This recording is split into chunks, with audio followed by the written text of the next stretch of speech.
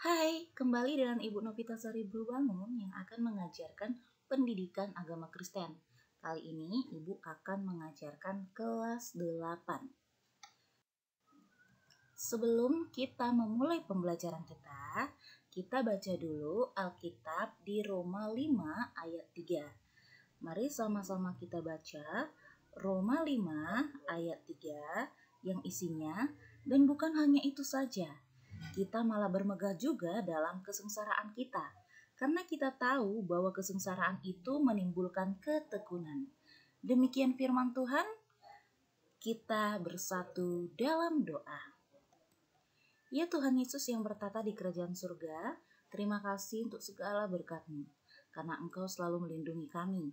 Ya Tuhan, hari ini kami akan belajar, kiranya Tuhan yang selalu membimbing kami. Berikan kami Tuhan kecerdasan, hikmat, dan pengetahuan dari-Mu. Jadikan pembelajaran kami ini menjadi terang dalam hidup kami. Dalam nama Yesus Kristus kami berdoa dan mengucap syukur. Amin. Nah, anak-anak, kali ini kita masuk pada pembelajaran kita yang berjudul Memilih untuk Tidak Berputus Asa. Nah, bacaan Alkitabnya bisa dilihat di Matius 6 ayat 25 sampai 33, Roma 5 ayat 3 sampai 4. Bagaimana pembelajaran tentang memilih untuk tidak berputus asa ini kita akan bahas dan simak bersama-sama. Nah, kita akan masuk kepada subjudulnya, yaitu mengapa harus khawatir dan putus asa. Putus asa sama artinya dengan putus harapan, yaitu keadaan di mana seseorang tidak memiliki harapan. Seperti kasus bunuh diri misalnya, sering terjadi karena merasa dirinya tidak mampu melanjutkan hidup. Kata merasa inilah yang membuat beberapa orang tidak memiliki semangat hidup, padahal belum tentu orang tersebut betul-betul tidak mampu. Mungkin ia hanya merasa bahwa ia tidak mampu, padahal kemampuan untuk bertahan hidup masih ada padanya. Bunuh diri bisa terjadi pada seseorang yang tidak melihat bahwa hidupnya berarti, sehingga ia tidak lagi melihat ada gunanya hidupnya untuk melanjutkan hidup itu. Nah, ada satu pesan yang indah tentang bagaimana menghadapi hidup disampaikan oleh Tuhan Yesus, seperti yang diceritakannya di dalam Injil Matius 6 ayat 25 sampai 34. Ada 3 pesan yang ingin Tuhan Yesus kasih tahu sama kita. Apa dia? Yang pertama adalah tidak perlu merasa khawatir akan kehidupan ini. Nah, artinya kita tidak perlu merasa khawatir akan kebutuhan hidup, di mana kita harus percaya bahwa saat kita berusaha dan mengandalkan Tuhan, Tuhan akan memenuhi kebutuhan hidup kita. Nah, yang kedua, mencari kerajaan Allah dan kebenarannya. Di sini artinya kita harus mengutamakan Allah di dalam hidup kita dan mengutamakan semua kebenaran ataupun ajarannya di dalam hidup kita, maka apapun yang kita butuhkan akan Tuhan sediakan. Dan yang ketiga adalah jangan khawatir akan hari esok, karena hari esok mempunyai kesusahannya sendiri. Nah, artinya kita tidak perlu khawatir akan apa yang kita butuhkan di hari kemudian, karena Tuhan akan memberikan yang terbaik untuk kita di hari ini maupun di hari kemudian. Harusnya setiap orang percaya memiliki prinsip seperti tertera dalam Mazmur 146 ayat 5, yang isinya, berbahagialah orang yang mempunyai Allah, Yakub sebagai penolong, yang harapannya pada Tuhan Allahnya. Kita bisa menjadi putus asa karena mengandalkan pada kekuatan sendiri atau mengandalkan orang lain. Padahal kekuatan diri sendiri ataupun kekuatan orang lain ada batasnya.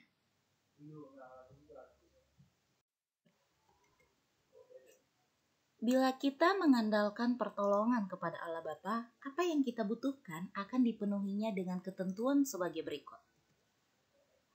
Pertama, hal yang kita butuhkan membuat kita semakin bertumbuh dalam pengenalan akan Dia dan semakin berkarya demi kebaikan sesama. Yang kedua, Allah pasti memberikan apa yang memang kita butuhkan untuk kebaikan kita. dan juga untuk kebaikan orang-orang di lingkungan kita. Yang ketiga, kita harus gigih meminta apa yang kita butuhkan sampai mendapatkannya. Kegigihan itu untuk mendapatkan apa yang kita inginkan memang disarankan oleh Tuhan Yesus sendiri di dalam Matius 7 ayat 7 sampai 8. Nah, sekarang kita akan masuk kepada tugas pertama. Di sini coba kamu amati di sekitarmu ataupun yang ada dalam dirimu. Apa penyebab dari putus asa? Dan kemudian hal apa yang dirasakan saat seseorang itu putus asa? Dan kemudian bagaimana cara mengatasinya? Nah, jadi di sini kamu bisa memberikan kelengkapan tabel dengan baik, dan setelah tugas satu ini kalian tulis di buku latihan kalian. Jangan lupa didokumentasikan untuk dikirim ke WA Ibu. Nah, kemudian kita akan melanjutkan materi kita. Selanjutnya nanti setelah materi ada lagi tugas kedua. Nah, sekarang kita akan masuk kepada keterbatasan manusia. Manusia memiliki keterbatasan dalam hidupnya. Tidak semua bisa dilakukan oleh manusia. Namun, manusia terkadang lupa dengan keterbatasan yang ia miliki. Sehingga manusia merasa hidupnya jauh lebih kuat. Namun, ketika mereka gagal, malah merasa putus asa.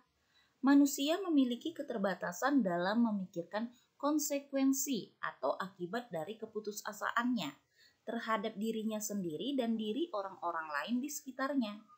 Namun, bila kita menyerahkan kepada Tuhan untuk memenuhi apa yang kita butuhkan, tentu Tuhan melakukannya dengan tepat. Hidup di dalam Tuhan yang Maha Pengasih dan Maha Pemurah adalah hidup yang membawa kita kepada kelimpahan, dan hendaknya ini yang kita pilih, yaitu dengan taat kepadanya dan mengasihinya dengan sungguh-sungguh. Bila ini yang kita pilih, tidak ada waktu lagi untuk berputus asa. Putus asa adalah keadaan di mana seseorang tidak memiliki harapan. Jadi, putus asa adalah kebalikan dari kondisi berpengharapan. Tuhan Yesus mengajarkan kita untuk tidak berputus asa dan khawatir terhadap hidup ini, karena Allah Bapa memelihara kita dengan sungguh baik. Allah Bapa memberikan kepada kita apa yang kita butuhkan untuk kebaikan kita, bukan memberikan apa yang semata-mata kita inginkan. Tuhan Yesus mengajarkan kita untuk meminta kepada Allah Bapa apa yang memang kita butuhkan. Nah, sekarang kita akan masuk kepada tugas 2. Di sini ada sebuah lagu yang sudah Ibu tuliskan, dan lagu ini coba kamu amati dan kamu cari maknanya. Kemudian, pelajaran apa yang kamu dapatkan dari lagu di atas, kamu jelaskan. Artinya di sini kamu harus mengambil makna ataupun pembelajaran untuk kehidupanmu. Lagu ini memberikan kamu kekuatan apa? Nah, kamu bisa tulis di buku latihanmu setelah tugas pertama tadi. Kemudian jangan lupa didokumentasi dan dikirimkan ke WA Ibu. Nah, anak-anak, demikian pembelajaran untuk kelas 8 hari ini. Untuk menutupnya, mari kita bersatu di dalam doa.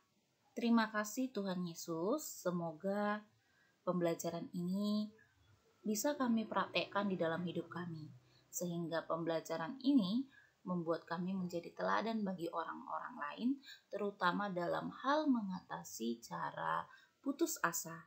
Dengan hadirnya kami, orang-orang pun merasa bahwa dirinya benar-benar berarti di mata Tuhan, sehingga mereka tidak mudah putus asa. Dan ajari kami juga Tuhan untuk tidak mudah berputus asa. Kiranya Tuhan yang selalu memberkati kami. Dalam nama Yesus Kristus, kami berdoa. Amin. Nah, jadi pembelajaran ini selesai. Kiranya Tuhan Yesus selalu memberkati.